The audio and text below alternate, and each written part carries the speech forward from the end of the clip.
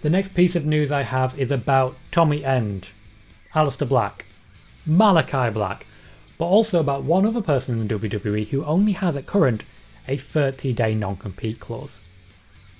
Tommy End, now wrestling under the name Malakai Black in AEW after his debut this week, is not the only person to whom the WWE forgot to give an updated 90-day release clause to.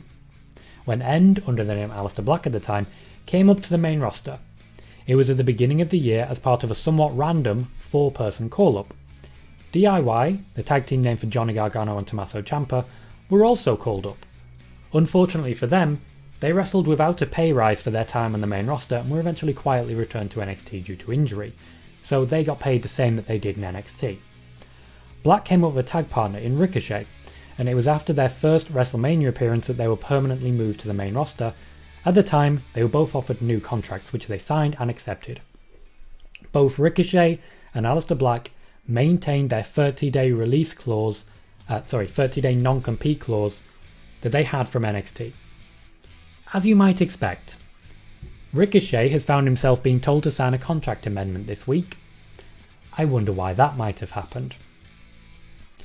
To say that the WWE were upset by the debut of Malakai Black would be a massive understatement. One particularly high-profile member of WWE management is said to have had quite a verbally violent response upon being told what had happened. The legal department was contacted and were able to give a clear, straightforward answer that only made people more pissed off because the WWE had no legal recourse. Are you happy to have seen Malakai Black debut in AEW?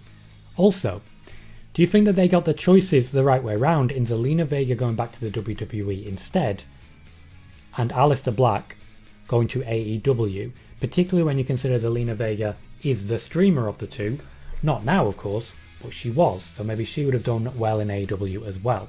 Do you think they made the right choices? Dylan says the Malakai Black appearance is probably the highest amount of excitement I've had for wrestling since Brody Lee appeared as the Exalted One. It was a big moment. It was a big one. We'll see how far they can take him.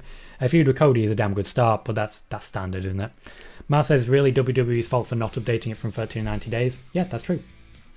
That's definitely true. Don't know what else to say on that one. Matt says, I loved the Malakai Black debut. No one saw it coming. Bailey says AEW can't just be a place for ex-WWE athletes. True, but they do also have quite a lot of their own athletes as well. Ricky says, I'm pleased to see Black in AEW.